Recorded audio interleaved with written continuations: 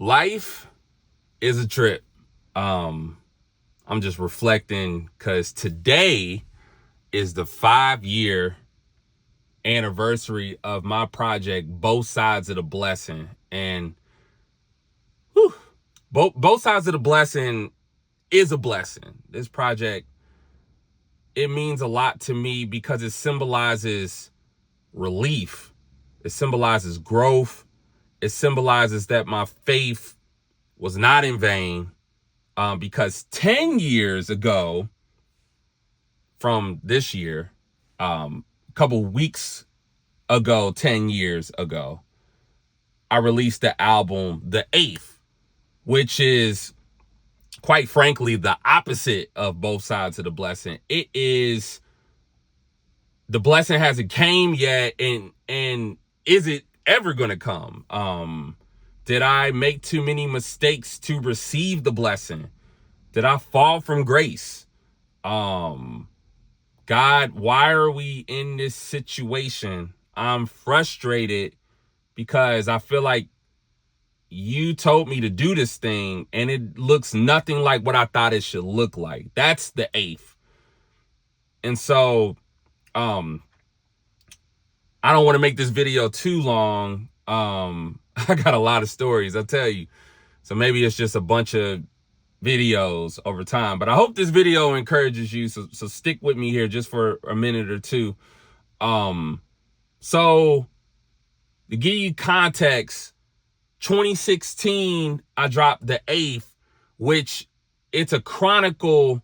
It's chronicles from the previous 5 years. And so like I signed with Cross Movement in 2010. You know, that was the dream.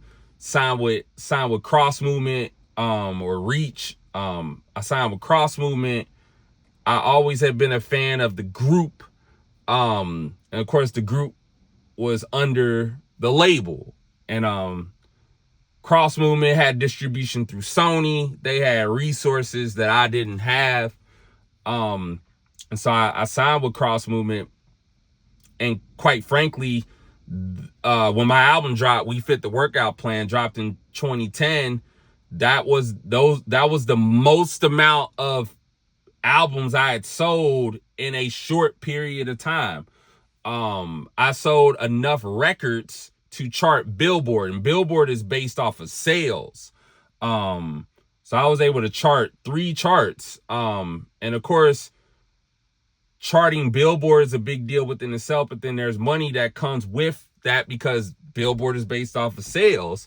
So my first check, now granted, I had a lot to recoup because I worked on that project for a year. Like the project actually got delayed. Like I remember many sleepless nights. So that work needed to be recouped, but I recouped, you know what I'm saying? I recouped on the first, I recouped like my work. And so as a result of that, I received a 5-figure check, for my work. That at that point, that was the biggest check I ever received.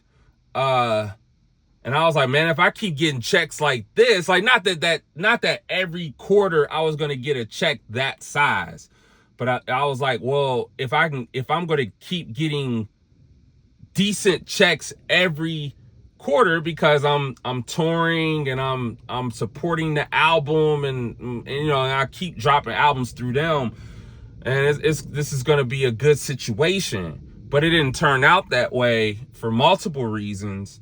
So like the second check wasn't even a 4-figure check. And then the third check I got was like almost the exact opposite of the second check. And then I just quit getting checks. But I'm like, I'm selling units. I'm, not as many units as when it first dropped, but I'm selling units. So I should be getting something and that's what I was used to. I was used to getting, money for my labor. Like I'm not doing it for the money, but we live in a world where we need finances to support our families. Like that's just everybody that I know has a job. Like, I don't know too many people who don't have a job or don't do something for work. That's just the system we live in as Christians, you know, because I know money can be taboo. And so when you listen to, I know we're not talking about Winds and Waves, but Winds and Waves is like part 1 and the Eighth is like part 2. Winds and Waves is like, yo, what in the world is going on? It's almost like I'm frustrated at the system. And those are the songs like I wrote to help me cope with what I was going through, because I'm very much I'm a feeler. Like, I write about how I write from a place. It's hard for me to write and I don't feel it. So like, if I'm writing happy songs, it's because I'm happy.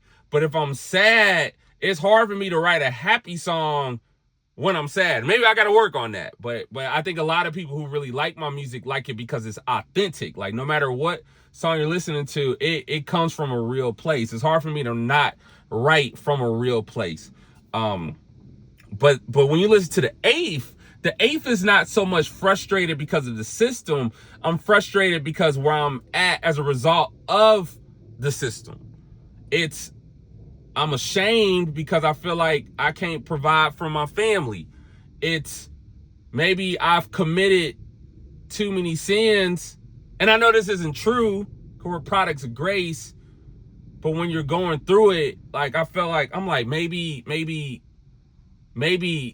I've done too much wrong and I've fallen from grace. Like, that's how I felt. And like I said, I know that isn't true.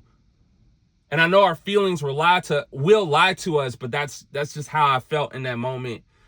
And so the Eighth, like, 2015, if I'm being honest, I was doing Uber Eats, trying to provide for the fam.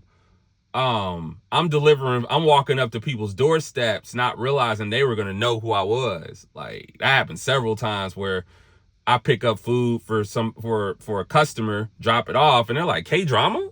And I'm telling you, like, I'm a Christian first, I'm a husband first, I'm a father first, before I'm an artist. So I'm gonna do it. I'm gonna provide for the fam. But I'm telling you, like, the shot to the ego that was, man. And I try my best to walk in humility. That was just like next level humble pie for me. And so in those moments, I felt like giving up, quitting, going a whole different direction. But God was like, no, like, I got more for you on the other side of these prayers, on the other side of what you're not seeing yet. Like, the blessing, I didn't say no to the blessing. It's just the timing of it. And right after the Eighth dropped, that's when I started to see a shift. And things started turning around. And, you know, of course, 2020 was scary because I'm like, man, I finally feel like I'm getting momentum back. And, and then the world shut down. But what was cool was I actually received a grant to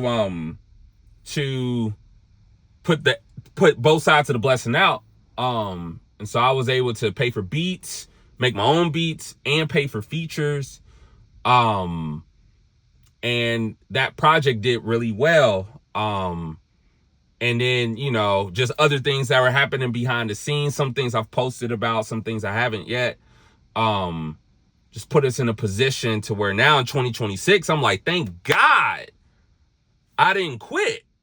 Because had I quit, I think things would have still worked out, because all things work together for the good of those who love God, who are called according to his purpose. That's Romans 8:28, which is also my birthday. So it's easy to remember that script. 8:28 is my birthday.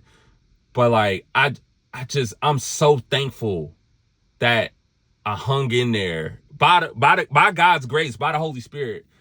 So if you're still watching this, just be encouraged. Because sometimes we think we missed the bus, and really the bus hasn't came yet. And that's hard because we're used to things working like clockwork. But, he may not come when you want him, like they say in church, but he'll be there right on time. He's an on-time guy. Yes, he is. So it's worth it. Like we go through these things, and life is a trip. Like my wife will tell you, life is a trip. But it's worth it when you trust that God is leading you to your destination. So hang in there, stay encouraged. If God gave you a word, he will see that thing through to the end.